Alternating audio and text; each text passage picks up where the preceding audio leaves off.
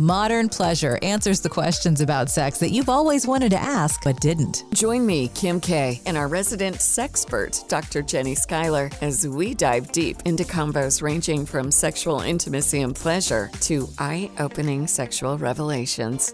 Welcome back to Modern Pleasure. I'm Kim K. Hi, Dr. Jenny. Hi, Kim. So I'm moving slow today.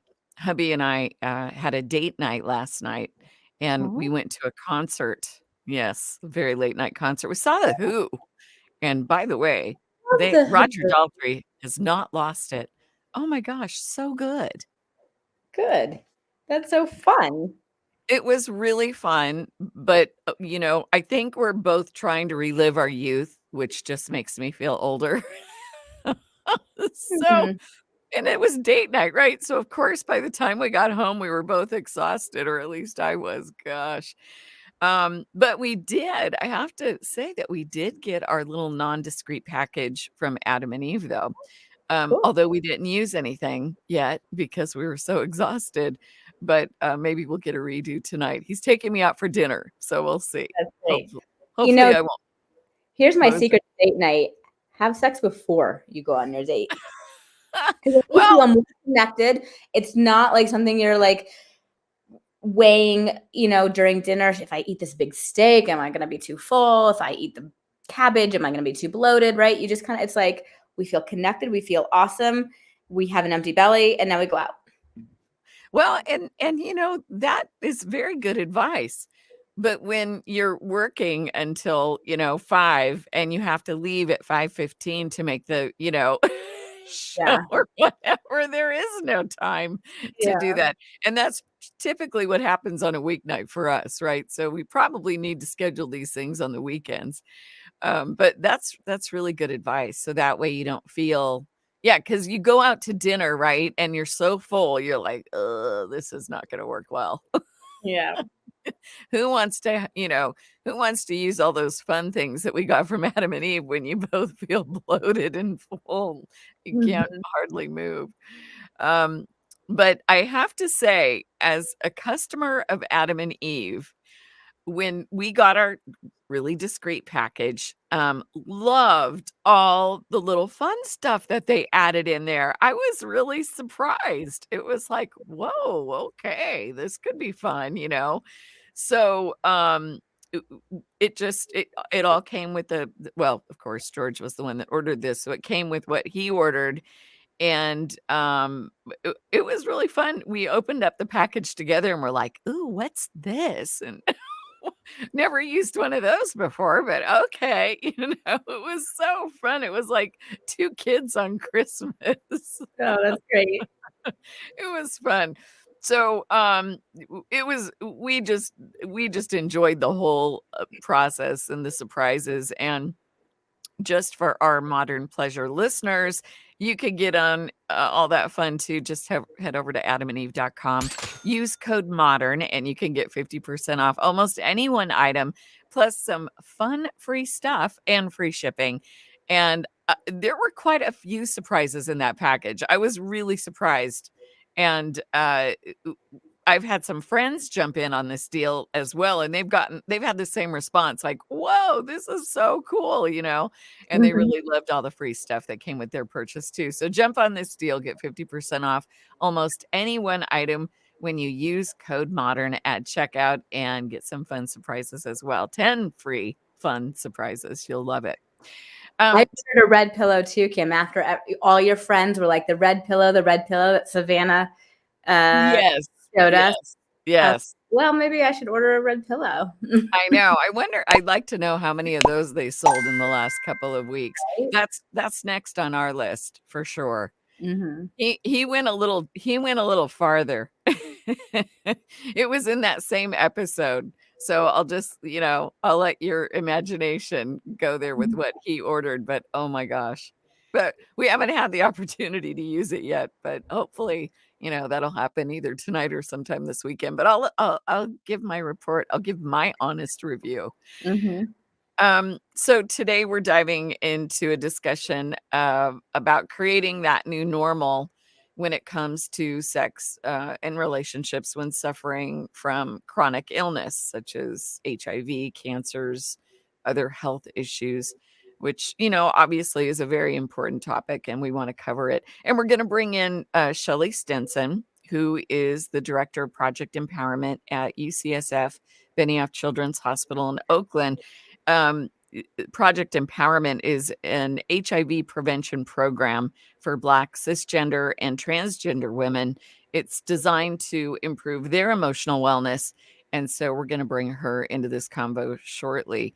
I kind of just wanted to have you give sort of an introduction on, why is this discussion important, Dr. Schuyler? Wow, it's super important. I think all chronic illness is just a huge challenge to our humanity. What the human being often feels when they face an illness or a diagnosis is oftentimes shock. And then they might move into, or often will move into, feeling like their body betrayed them. Sometimes there's an experience of shame, like I created this for myself.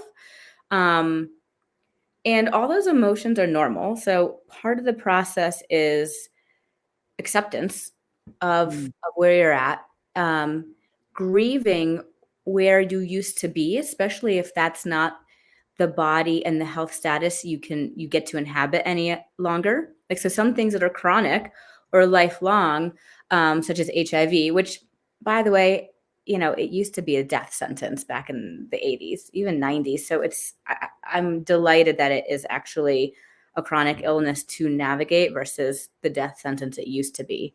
But whatever the diagnosis is or the illness, it's hard for the human to wrap their heads around, this is my new normal.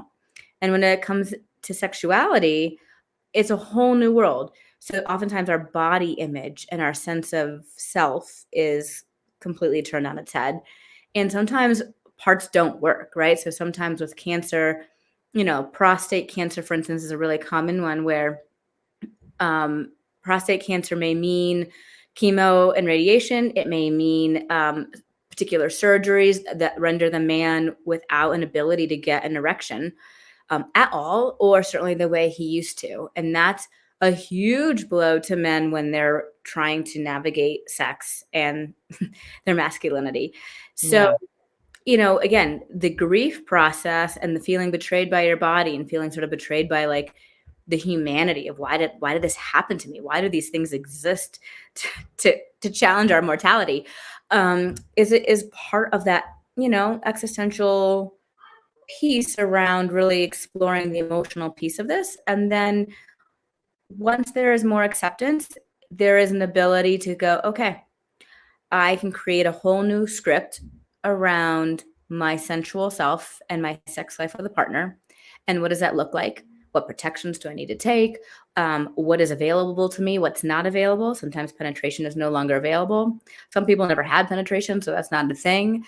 Sometimes with like mastectomies, if a person doesn't want to rebuild or do reconstruction, that's a whole new terrain. No matter the illness, oftentimes just our nerve endings in our body get recalibrated and have a different type of sensory experience. So that can relate to temperature, that can relate to pleasure, that can relate to a lot of things that just change. And so mapping your body, again, is an important part of the process. Mapping your body with a partner is an important part of the process. And finding a really satisfying, safe, and pleasurable new sexual script is really the goal. Sorry. Okay. And so, but you can't, I find that some people want to jump to that a little prematurely without grieving the old script and grieving the old way they used to be in the world. So there's that too. So when you say that they're jumping in a little bit earlier, are they kind of stuffing some feelings down because they want that normalcy so bad that they're not really taking care of the issues that are going to create these problems later, right? They're going to just keep kind of surface. Yeah. Yeah. We don't do grief well on this question. Maybe some subcultures in this country do better with grief, but generally Americans do not do grief well.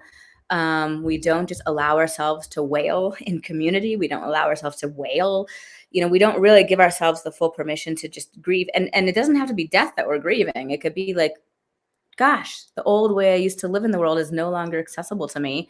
And that's a big grief process. And I think that when humans don't let themselves fully grieve, and it doesn't mean there is an endpoint to grief, by the way, it's sort of a continual process through our humanity that may arise in waves.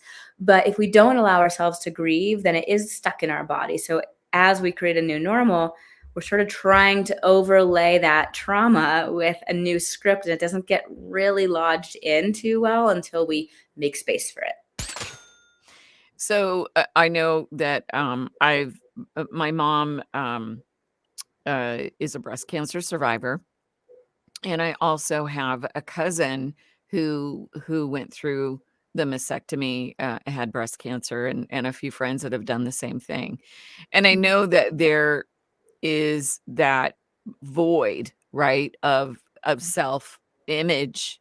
And I always wondered, I probably should just ask, but I always wondered how that worked its way back into the sexual part of the relationship, where I found just by observing the relationship that the intimacy level actually grew with their partner, because there was some empathy that sort of came from the other side. And I'm going to speak especially for women and men in a heterosexual relationship, married relationship, committed relationship, that I've observed, where it wasn't just about the sex anymore. There was a lot more empathy towards what they were going through, which I thought was interesting. So the relationship grew in that way a little bit more than it did in a sexual way that you would normally, experience before any of this happened. So I wonder how obviously it is going to have an effect on the couple, but do you find that that relationship changes in a way that has actually improved their connection?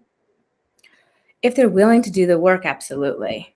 Absolutely. And that, I think that's true of any couple going through any challenge. If the challenge doesn't break you or Right. break you up, it makes marriage 2.0, right? Esther Perel has a fun quote where she says, we usually get married 2, 3 times in a lifespan. Sometimes to the same person, sometimes not. And that is a great quote because it can be the same person, but it's a whole different marriage when you have to recreate the scripts that you work by the new narratives, by the new ways of just interacting with each other. And certainly, if both people have gone through a challenging experience, like a chronic illness of any kind, they can have way more empathy for each other. But the hard part is if one person doesn't, Mm. right? Like I've Mhm. had, let's go back to prostate cancer. Sometimes the wives are the ones really struggling with like, where's my erect penis? I really want this. I really need this. Interesting, Um, and you would think that they would be more of the empathetic nurturer of the relationship. it can go either way, but I think that I think that our sexuality and certainly our genitals can be the projection of some of our anger. Why did this happen to my husband? Why is this happening to our marriage? It gets projected into where's my erection, right? I don't think they Yeah, care, yeah. like there can be a little bit of a projection of anger there. So, I think this would also lend itself to the discussion of single women or men who are going through this kind of chronic health issue, and what that does to their, overall sexual relationships. I had a friend who had hepatitis C. She got it from a blood transfusion from a surgery years and years and years ago. And she would get into, she would meet somebody and it'd be really great. And then when the conversation came up about, look, I need to disclose this because I have this disease, they would just run in the other direction because they didn't want. to take not only the chance of it spreading to them, but just it was just this stigma of a taboo that they didn't want anything to do with. And she struggled with that for years. She actually is cured, which is great. She Yeah, new got treatments. a new treatment. Yeah. And Mhm. so, her life has dramatically changed in that area, but it struggled for, gosh, a good 20 or 30 years with it. And so I think that there's that. I just can't even imagine because I know how hard that would be. But what, how do you get, I know that you talked about that script, kind of writing that new script for yourself. But is that process a really long one? I mean, how do you get past that feeling of I'm not worthy or I'm not, nobody wants to be with me because I'm damaged now, in this sense, in this health sense, which Yeah. you also have to take care of on a personal level, just mentally knowing that you're dealing with this that doesn't have anything to do with relationships or sex. It has everything to do with survival, right? So that's quite a lot of balls that you're juggling. Yeah. Yeah, and you bring up singlehood, which it is tricky. Especially with sexual status, whether it's HIV, but it could also be Hep C. It could be there could be other things happening. And gosh, I think about this client I used to have. He was a gay gentleman, and he got HIV really early in the '80s, and luckily had great treatments, and is still doing great. But dating has always been such a challenge for him because the conversation we have is, do you lead? What is your identity in the world? Like, what is your geographic location, right? Do you start with gay? Do you start with man? Do you start with HIV? Do you start with your race? Do you start with your age? Like all of these pieces. And that's for the individual to decide who they are in the world and what's most important. But telling a potential partner you have HIV, for instance, is definitely a challenge. And one of the things I said to him, I said, I don't think you need to lead with that. You don't want to hide it and withhold it. But you're not like, my name is so and so, and here's who I am in the world, because you're more complex than that. But the Yeah. struggle comes, when do you disclose? You want to disclose Yeah. early enough so people can decide, and you're not hiding this piece. And yet you don't want to just wear a scarlet letter on your chest. Yeah. And so that's a really tricky conundrum for the single person who is recovering from a chronic illness, or just in it, or a cancer, or whatever, our human challenge is. How and when do you name it, is sort of that $1,000,000 question. And I Yeah. have a lot of compassion for dating out there. It's hard enough, I think, with apps Oh, man. and social media and the whole mishpacha of No, thank of you. yeah, it's hard. And then you add in these other layers of complexity, and it can be more difficult. But I do think that, as if you're willing to do your own work, right, and you're willing to like get into those painful, vulnerable places and do that work, then there's more self-acceptance. And once that happens, that's a contagious energy, right? If I Yeah. accept all of who I am and I walk in the world and someone doesn't want to accept me, well, I'm not going to waste my time with them. But if I accept myself, then usually there's a contagious effect. And otherwise, I'll surround myself with people who will accept me. And I would imagine that would work with couples too. When it comes right down to it, it is a personal journey. And so, the person that is afflicted with this issue is the one that has to actually deal with it on a whole different level. Adam and Eve is not giving you 10% off and not 20% off or even 40%. Your discount is even bigger. AdamandEve.com is giving you a whopping 50% off. But why stop there? Use offer code Modern.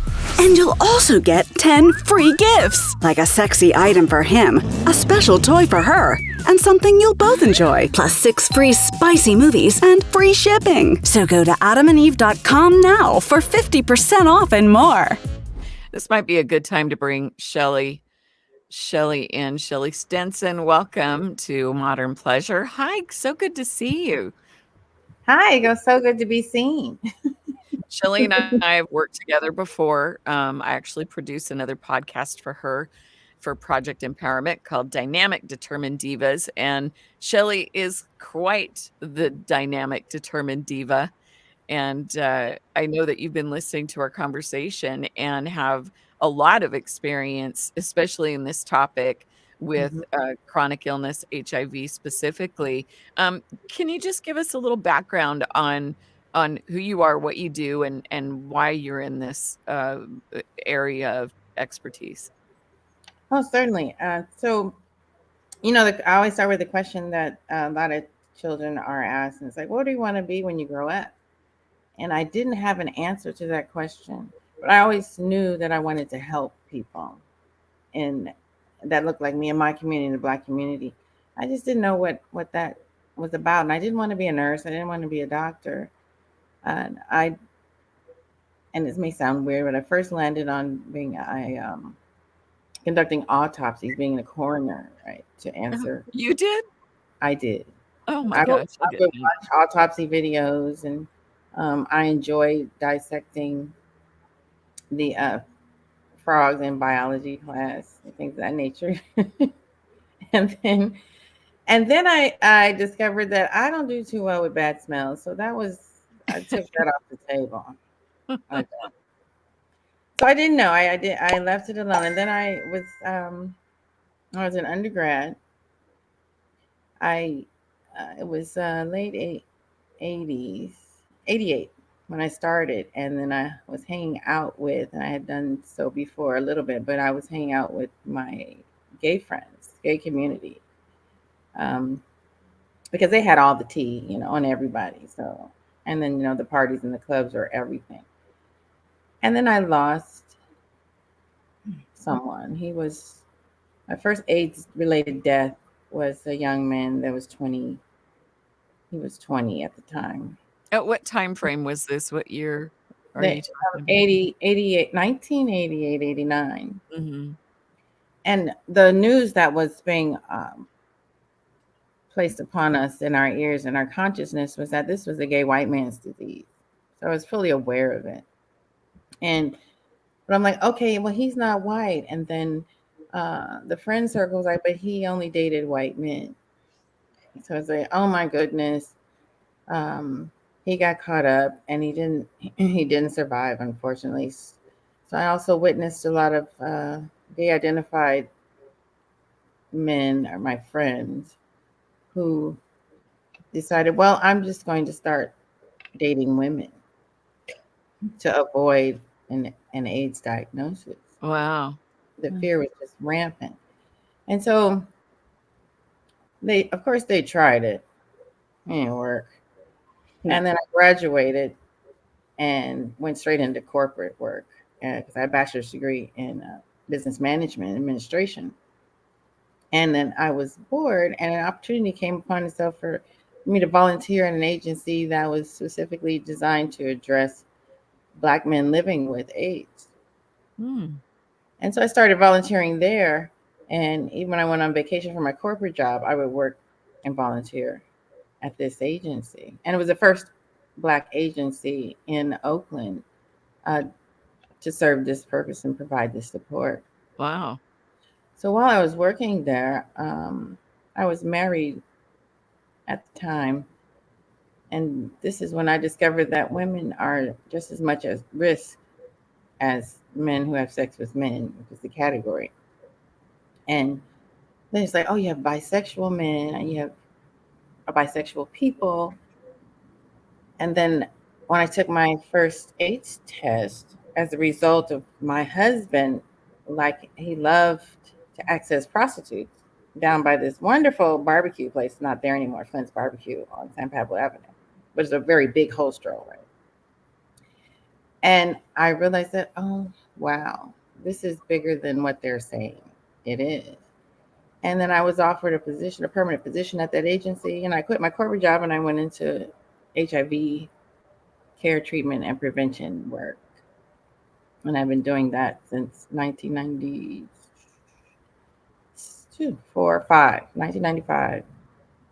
And um, have been in it ever since. But I was doing prevention work on my own as a community member by providing condoms and information to my peers who were in college.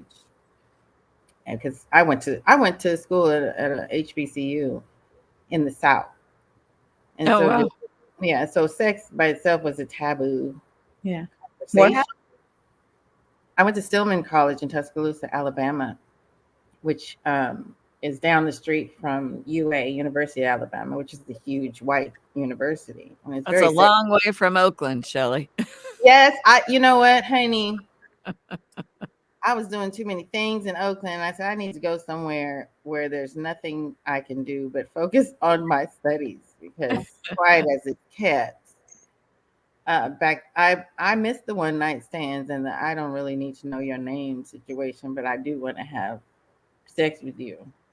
And so a lot of that activity. And I was surprised that I had not acquired HIV as busy as I was Mm. without apology, because sex is everything. It is. And it's so important. I mean, it's the reason why life exists from plants, animals to humans. Sex in some sort of fashion or way procreates and keeps us going. And there's even there's some, the asexual or transgender sex that occurs in nature. And my favorite, excuse me, my favorite animal is the male seahorse who gives birth to the babies. And I just really admire the female seahorse. Like, here's some eggs. It's on If you now. if If, only we could if, do that. if only. If only. Maybe one day. And so, and it's really fun to talk about sex and get paid to do that, compensated to do that. So it's like, I can really do this. So I found my positioning and I've learned so much. And I've been on both sides of the epidemic relative to care and treatment and prevention. And prevention is my passion. Because if I can get to you before you get to this, or keep you from getting here, just one person, I've done I want to help Black people. So um, I pretty much eat, drink, and sleep HIV prevention. And I have lost a lot of people. I lost an uncle. So it's been heartbreaking work. Yeah. And the challenges that lead to the failure of prevention, HIV and other STIs. So I know we're focusing on HIV, but there's other STIs that are on the list. Failure is the lack of knowledge or experience in teaching our young people Mhm. how to navigate sexual relationships. And so there's it's fear based, which I don't embrace, because if you tell a kid not to touch something, they're gonna touch it. Yeah. Yeah, Yeah, that's true. yeah. Don't touch that penis, or else you're going to end up in a terrible situation. When in fact, no, you're gonna end up in a wonderful situation. However, you need the knowledge to know how to touch it. Yeah, there you go. And So so, I want to ask you, and knowing that I've been a part of some of the conversations that you've had with yeah, your Dynamic Determined Divas podcast, when it comes to, and I know a lot of these women that are in your podcast do have HIV. yeah, they're living with HIV, or HIV is living with them. So, Reverse power role. The power roles. HIV lives with me on oh, my terms. that's a really interesting way to look at that. So where is your knowledge when it comes to these women and their relationships living with HIV or HIV living with them? How do they navigate through not only their personal lives but on a sexual basis? Some have partners that have the same status, HIV status. So they're both living with it. Right. And then there are those who are celibate for fear because of it. Because of it. Just like Dr. Jenny was saying earlier, that shame and stigma, and not knowing how a person they are interested in would receive the information. And so there's abandonment issues, rejection issues. It's just not a possibility for them to enter into an intimate relationship with someone else, even though they really, really want to.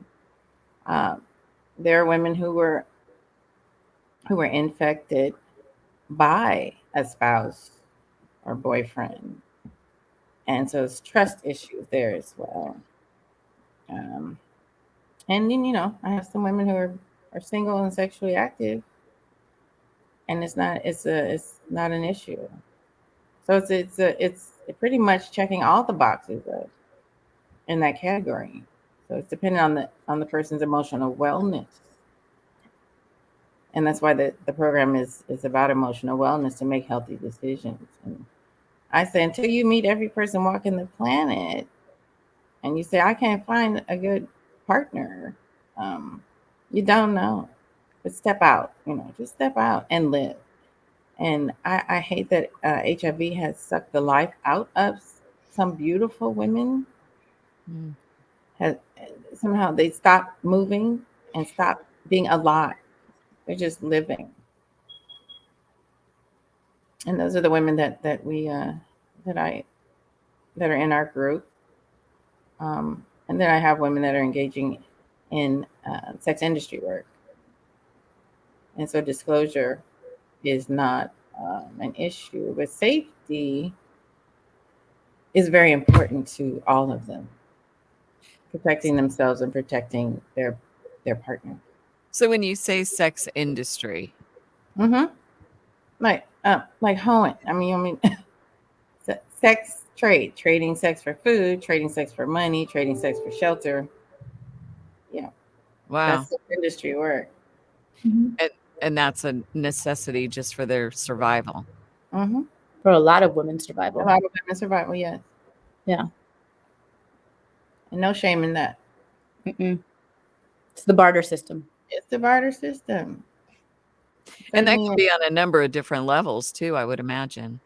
Married people do it, right? They get married. They're like, oh, you're wealthy. I'll financial security. Like, I'll trade. I'll make sure you have dinner on the table and leftovers and whatever. And you give me shelter and a good life and financial security. I mean, I think we do it as women overtly, covertly, via marriage, not. It's the oldest way to secure your well-being on the planet. Yeah, I can for the Who concert and 49ers game. I mean, for example, you call it date night. Call it what you want to. Call it date night. I don't know, Hattie, but it's still the same elements that exist. Just reverse that scenario. I'm the one with the goods. Okay. There it is. Right. I understand. At the end of the day, we end up where, yes.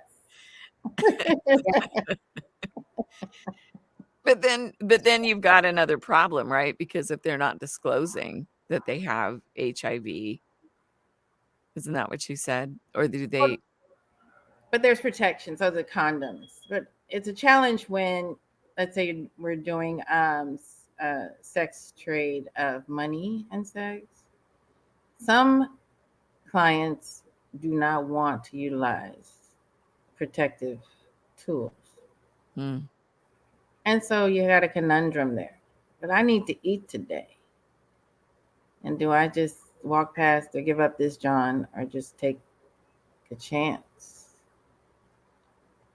So it's all about prioritizing decisions, needs.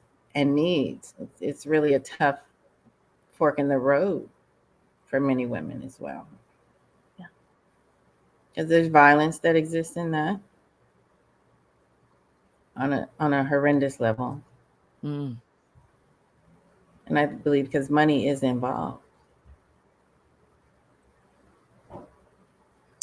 Very interesting. I wasn't quite sure where this discussion was going to go today. um, when we first started talking about it, Dr. Jenny and I were mostly referring to how you navigate through, your relationship based on the condition or health condition that you or your partner might have. Mhm. And I can see where this is a much broader topic because it doesn't just affect two people in a relationship. It can affect a lot of people. Social levels. Yeah. Yeah. It's harm reduction. I hear you, Shelley. I had to go Morehouse because I did a postdoc there, and I worked with some women in the streets. I was at a harm reduction center working with them, helping this sexual health pieces and working with women to just, wherever they're meeting them where they're at in terms of just having that harm reduction conversation. And some women, condoms are like, a must. And some it's like, whatever. Yeah. Yeah. And then allergies to latex. Of course, there's alternatives. We offered different kinds of condoms there. Different kinds, right? Yeah. So it's a deep and broad issue, Kim. It's subjective. Yeah. Mm-hmm. It's subjective. Yeah. And you just do the best that you can. Yeah. Yeah. Well, yeah. I mean, obviously that's, that's the trick, right? Is trying to navigate through this and still feel like you're, providing yourself with all the necessary things that you need to thrive on a personal and a mental level, right? We're going to get back into this conversation. Want to remind our listeners that just for being a Modern Pleasure podcast listener, our sponsor, Adam and Eve, is going to give you quite the discount on almost any one item. Just use code word MODERN, get 50% off and 10 free fun gifts and free shipping. And these free gifts are fun. I've already gotten mine. And I was actually very pleasantly surprised. And by the way, Adam and Eve have been in business for a long time, over 50 years. They have over 20 million customers worldwide. And they're just an amazing resource for all people, no matter where you are in your sexuality. So check them out, Modern Pleasure podcast listener. Use code MODERN at checkout at adamandeve.com and save some money and have a little fun. Right. Yeah, and I didn't get a box. I heard you talking about a box earlier. So her husband ordered the box for her. I think he ordered it for him. To be honest. That's true. I'm going to order a box. I put down the code and everything. Yep. So use that code, Shelley. I'm very familiar with Adam and Eve. I purchased some items from them years ago doing my HIV prevention work. Oh, and very good.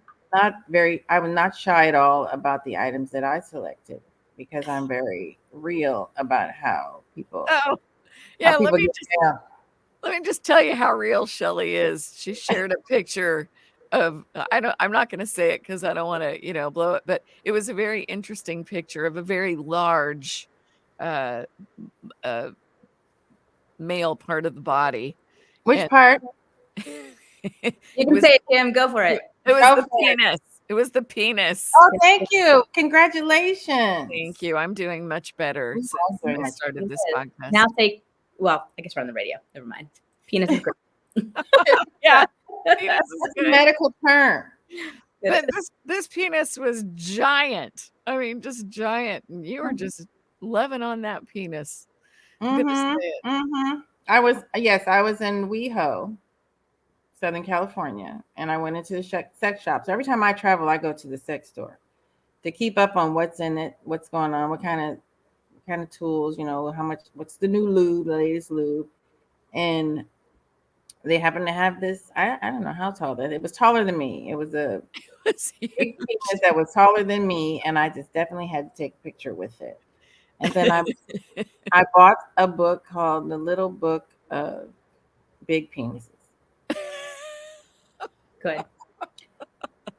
And it's pictures from the I believe these are male porn stars from John Holmes. Oh, They're- wow.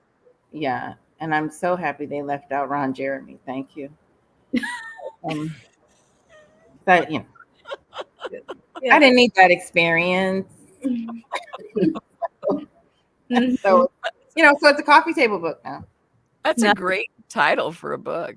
It is, and it's a cute book, and it's very interesting. And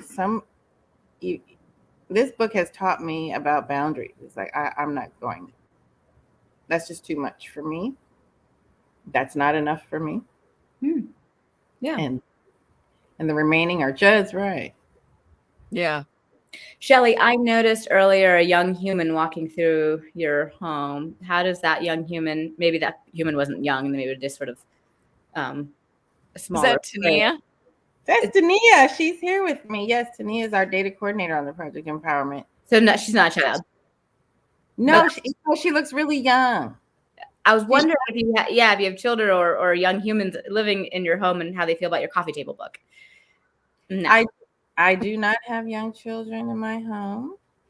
My niece, who is a senior at UCLA, I FaceTimed her and showed her a couple of photos in the book.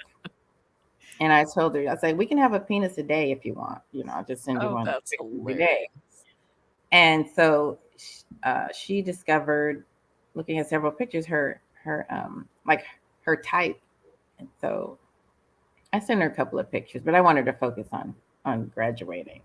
She's not the penises. No, but when it comes to children, we're talking about educating children. I mentioned that earlier. It's like when they were growing up, they received factual, truthful, realistic sexual health education from me.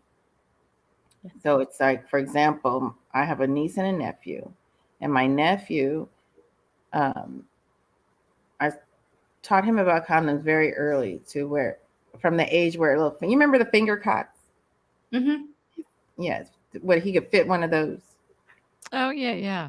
I said, if condoms are like shoes, find the one that fits properly and protects you accurately or effectively, efficiently. And that's the one you land on when you get to a place where you want to have sex. But the education was very age appropriate. So that young, it's like, this is a finger condom. I said, they make condoms for your penis, but I'm just going to show you this. And we started from there. And with my niece, her point of reference was her brother. And she came up to me one day and said, look, I have a penis just like my brother. And I was like, yes, you do. But here's the difference, because you're female. Yours is called a clitoris. She was about 3 or 4 years old. And then we spelled it together. And then I told her, go tell your mommy what you just learned. She went and told my sister what she learned. And then my sister was like, oh, okay, great. And that was it. Oh, well, good. Mm-hmm. So if you answer the questions when they start asking without giving, a diatribe of fears, like, oh, but don't you know, none of that. Yeah. I think they come out on the better side. Mm-hmm. You need one of these. Go ahead, Dr. Jenny. My son, literally, I have a 6 and an 8-year-old, and the 6-year-old comes, and they're so used to Adam and Eve boxes arriving and whatnot. Okay. But my 6-year-old comes into the bathroom. I'm literally like drying my hair for this podcast, and he's like, it's a snow day, so he's home today, and he's like, look, my penis is big. And I said, yes. Blood flow is in your penis. The more blood is going to your penis, and that's called an erection. And he's like, cool. And he walks away, and I continue to blow dry. But I have so many different sex education things, like this fabulous vulva pillow. They know the anatomy of this. And the funny part is, unbeknownst to me, when they have babysitters, they're like, do you know, look at my mom's pillow. Oh my God. Babysitters are like, what do you do for work? Right. So we're like, right. I think for my boys, I want them to know the anatomy of a woman too, right? And They this should, yes. way to Yes, to understand anatomy and generally, yes, speaking. And then if they're interested in sexual relationship with women, very much so. They need to know what a clean vagina looks like and smells like and tastes like. Need to be aware of if they're interested in same sex relationships, what a clean penis, healthy penis, what perceived looks like, what you can tell just by looking. So Yeah. I mean other areas, but smell, taste, vision, visual, all of that. And I'll tell normalize you, it. Mhm. and yes, normalize it. When I think you brought that vulva pillow out in our first episode, Oh, good. and I had more people come to me and say, I had no idea that the vulva was actually what we call our genital. I always thought it was the vagina. I didn't know that either. So Mhm. this is the problem, right? Because we're not being taught this as young children. And yeah, Yeah, there's so much. It's like Mm-hmm. the benefits, Kim, as you're aware, we talk about the benefits of having sex for your body, what that does. Also, how it impacts you if you don't have regular sex. Mhm, mhm. And then, why is there hair on it? Right? I don't know. Why is there Why? hair on it? What does the vagina do? What is the uterus? I mean, we stop at vagina.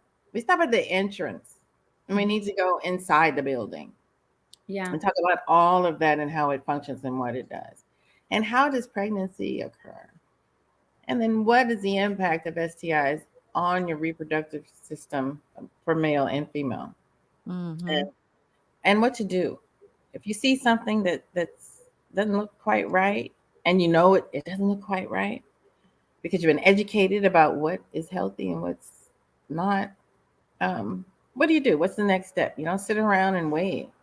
So a lot of what's happening with HIV in our communities, mostly with men, Black men, we wait until something's about to fall off or it's falling off before we seek medical treatment. Not good. So there's their fear and stigma, right? Yeah. And lack of good education and knowledge about self-care. Yeah. And talking about sex, I mean, when you talk about prevention, part of the reason I talk about sex so early with age appropriately and Yes. that I'm a fan of it is because if we can talk about sex, then we can talk about how to have safe sex with a partner. If you're at a party and you're hooking up or whatever, wherever you are, if you have the ability to talk about sex because it's not a taboo subject, then you have the ability to talk about condoms. You have the ability to talk about, hey, you know what? I do have herpes or I do have HIV, and this is how I know how to manage it. But if we can't talk about sex, then we can't do the self-care you're talking about because it's too hard to just put language to it, which why Kim saying the word penis is fabulous. Right.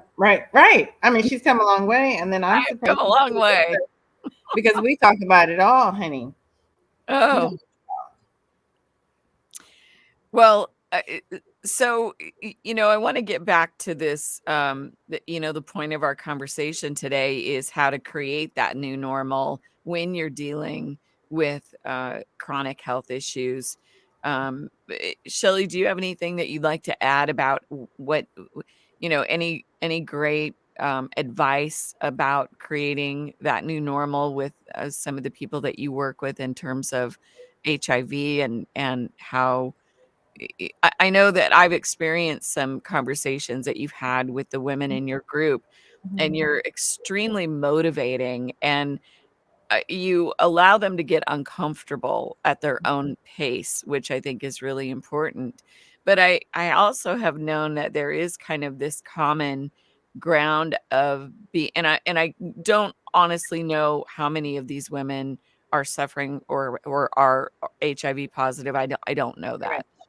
But I would imagine that there are a few of them that I know have been on your show regularly.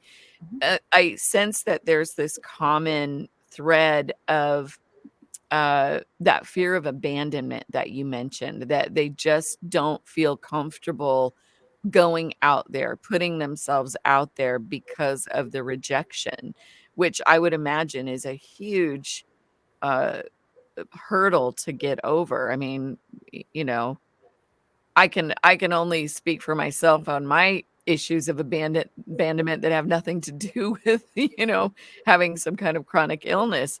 And it was a very difficult thing to overcome. But when you have something that isn't necessarily going to go away, you know, that you have to deal with on the daily, how do Right. you navigate through that? Well, there's we talk about emotional wellness, mental health. The best I can do for one's personal wellness is to connect yourself with, say, a psychologist or a counselor to explore the fears around sexual health. See what kind of profile or record that's playing in your head when it comes to that. Because we were talking about teaching our children in one of our episodes, and also what kind of sexual health education did we receive as children, and how we carried that, and how we navigated that, and how we selected relationships and based upon that. And so start with ourselves first and getting our sexual health understanding in order. And then if we plan to, as women and men, it applies to men as well, but since we're talking about women, as women, before we even attempt to have children, to have that in place so that when our children come along, we can have these age appropriate conversations, as Dr. Jenny mentioned earlier. And stay connected within ourselves and grow as our children grow, because once you become a parent, there's a switch that goes off, and it's going to change some ways that we think, because we are now responsible for another life or other lives. So I understand that, you know, pregnancy, when it occurs and it's unplanned, let's say it's unplanned, there's a whole lot of trauma that comes into that, especially if your experience has been fear-based, you know. So there's nothing wrong with getting pregnant. If you get pregnant at an age, let's say you're 17, 18 years old, but what do we do in that arena? Because we know that not all birth control or pregnancy prevention works. I've gotten pregnant on using pregnancy prevention, but my plan was already in place. I was like, if this happens, then okay. And condoms break, they come off, they get stuck. Of course, why do they get stuck in us? I you know, they're in there swimming around, and so you got a condom and sperm spinning around, and sperm don't stay still. They're swimmers for 72 hours. There you go. 72 hours? 72 hours. Absolutely. I mean, if you use spermicide, you can kind of hopefully kill most of them, but that's not to say that some of them don't shoot up through the cervix already. Because we have Olympic swimmers. Okay. And so all of that needs to be in check and just kept in the foreground as we move forward. So that's and to me, that's a template for anything that's going on in your life. As far as self, you know, you're taking care of self. And just get rid of the stigma around sex. Adam and Eve is not giving you 10% off and not 20% off or even 40%. Your discount is even bigger. AdamandEve.com is giving you a whopping 50% off. But why stop there? Use offer code MODERN and you'll also get 10 free gifts, like a sexy item for him, a special toy for her, and something you'll both enjoy, plus 6 free spicy movies and free shipping. So go to AdamandEve.com now for 50% off and more. If you haven't checked out Shelley's podcast, Dynamic Determined Divas, definitely do so, because it's really very, the conversations are always very enlightening, and and very entertaining, to say the least. And the one, as your producer, right, I'm listening to every single one, but the one that you had a couple, podcasts ago, where it was really the conversation was really, directed around sex, and, some of the questions I think that you brought to the table, I felt like you were really trying to pull them out of that comfort zone and get them to not feel like this wasn't something that you aren't supposed to talk about. Dr. Jenny and I, our first show was about the big bad narrative of sex, and so we all live with this idea of what it's supposed to be and what we're supposed to do. When you have those types of conversations with these women and you're trying to pull something out of them, I found just by listening that there were some people that were like, "Oh, I don't really wanna go there," or "I don't wanna talk about that," or anything else. Do you find that this is a pretty common thread among women, that are living with a chronic illness, that they've just backed off on the conversation altogether, or they find that they don't wanna go out and do anything or meet men if they're Mhm. single or Mhm. anything like that? Good. Thank you for that question. So, Kim, as you experienced with me, we were talking about parent. I think we were talking about parenthood, or I think it was the not one before that. before that. Okay, and then I had one diva that had to remove herself from the podcast, Yes. and I tried to make that I'm okay with that because she wasn't ready to. What it did, it sparked her trauma. Yeah. And before she and other women like her met HIV, trauma was the navigator. Trauma was the navigator So to that's HIV. what gotcha. Just their lifestyle and whatever circumstances they were in at the time. Yes, and so we have a lot of trauma relative to um, non-consensual sexual contact, and I use non-consensual because that is a very strong word and it's a powerful word, and the empowerment of using it to me sends the message that, hey, if I say no way, then it's not going. And so rape, molestation, um, domestic violence, rape, to understand that rape is rape. It doesn't matter if you're married to the perpetrator, engaged, or their relative. It is what it is, and it's traumatic. And then from that point on, where our trajectory in life goes in a different direction. So I really impress upon folks when they're ready, really deal with those issues, because we compartmentalize and put some things over here. So, well, I'm gonna put my rape over here, but rape is still in charge. Mm. So let's deal with that first, and try to get back to close as we can to a healthy track. Because change is change. Mhm. That changes people. So let's get back to who you were. Try to get back to who you were um, before this unfortunate incident occurred. And then there are multiple incidences that occur. And some women have been introduced to, like I said before, HIV through a monogamous committed relationship. And then you have to think about, well, what is it within me, and not blaming women at all, that made it okay for me to select this partner? Mm. Flags. We ignore flags. All those little red flags. All those, and they're big. They're not little. They're really big. But we seem to make them small and put them to the side. So if something pops up in your head that says, this just doesn't feel right, that's the voice we need to listen to. which is hard. You're talking about PTSD.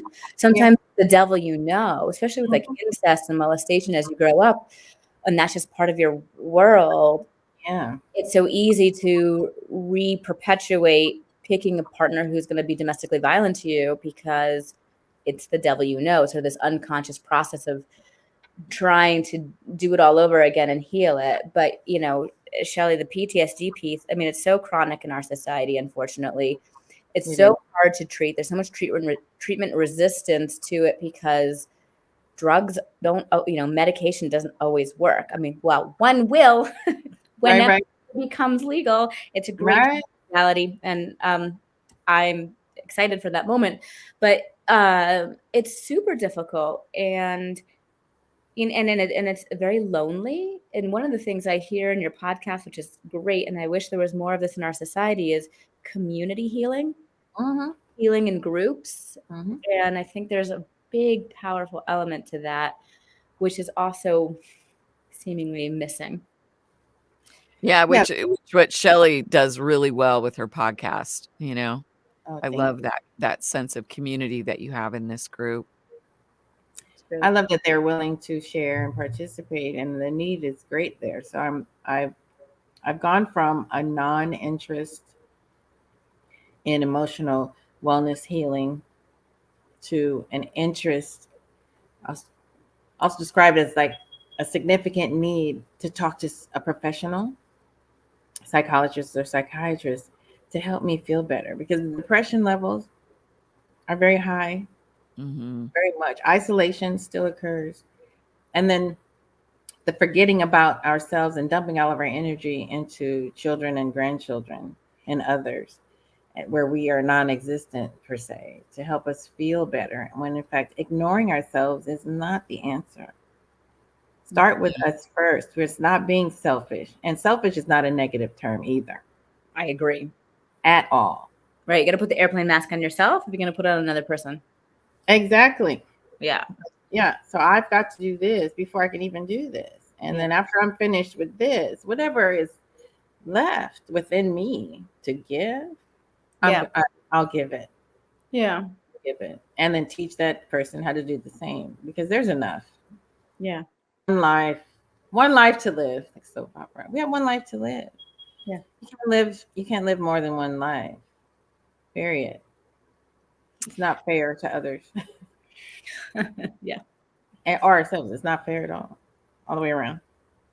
Well, I really appreciate both of you in this conversation. I want to wrap it up with, I loved how Shelley pulled these women who, a lot of them, when I listen to them, a lot of them just kind of sit back and they don't do anything. They just kind of listen. And when she posed the question, okay, who is your fantasy, whether it's a celebrity or some who could be anybody. Who is your fantasy? I want to hear. Ask him. The hall pass. And what is the fantasy? And it was so fun because all these women all of a sudden just went, oh, and they perked right up. And I wonder if, because it was non-reality based, right? It was more something that they're thinking or conjuring up in their own mind, that it actually brought out. I just saw how it brought out this sense of wonder and play and fun and passion. And you just saw some of these women go from not really, getting involved in the communication or the conversation. And then all of a sudden you're going, like, well, I never thought I would hear that out of her. It was really, really cool. It was really enlightening. Yeah, and I could sense that it was extremely therapeutic. And I just loved how you pull that out of these women, and what a great group it is. And I encourage anybody to go and listen. You can find it anywhere you find your podcast. Thank you, Shelley. Is it the same group every episode, or do you have a rotating group? We have our foundational group participants, if you will, but we have new people all the time. Yeah.